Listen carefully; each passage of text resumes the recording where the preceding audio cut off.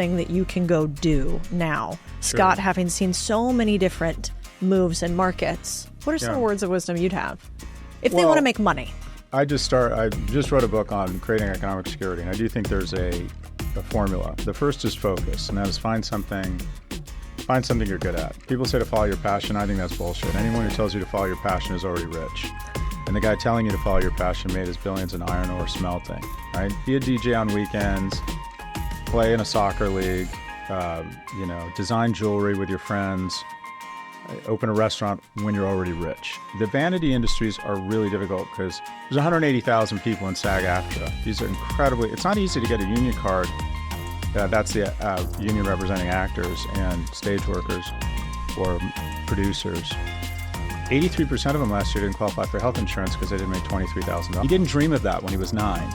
I know I'm going to install sound insulation on a loft in a mediocre area in Manhattan and rent it out to podcasters. I don't think he was dreaming that when he was 9. Parents have f***ed up. The kid is a failure. 2/3 of our kids do not end up with a college degree.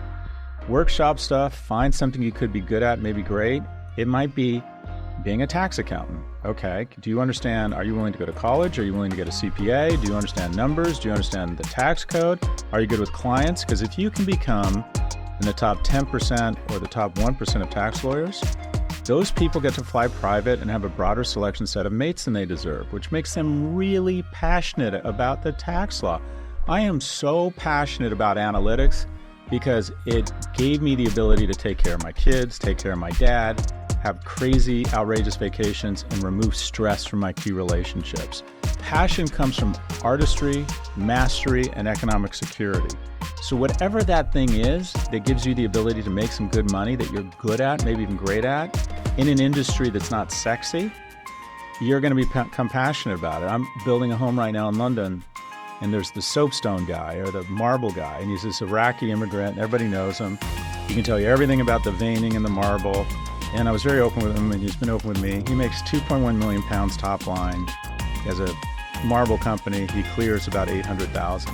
That's pretty good margins. Yeah, he's a guy in his 40s. He's been in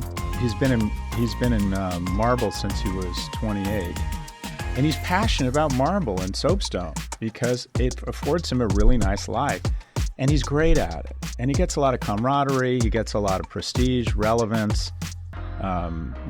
Pride, ability to take care of, to be economically secure. So the first thing is focus. Second thing is, I call it stoicism, but the one thing that's in your control is spending. You got to develop a savings muscle when you're young and see if you can get alignment with your roommates or your romantic partner